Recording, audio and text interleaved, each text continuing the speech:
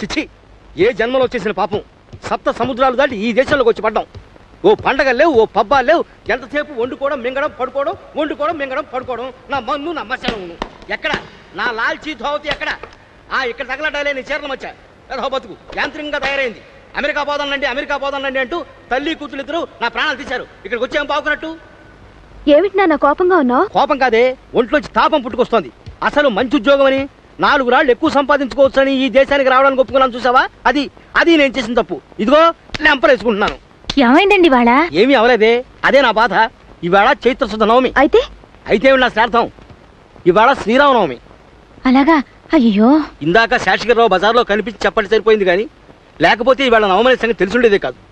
మన ఊళ్ళో ఉండుంటే మన ఇంట్లో ఉడతాభక్తిగా సీతారామ కళ్యాణం నా చేతుల మీదుగా జరుపుకునేవాడిని. భద్రాచల కళ్యాణం రేడియోలో వినేవాడిని. ఇక్కడ ఆలోచనే లేకుండా పోయింది. లేచిన దగ్గర నుంచి కాలంతో పరిగెత్తి 40 మైళ్ళు ఉద్యోగం కోసం వెళ్లే ఆరాటమే తప్ప.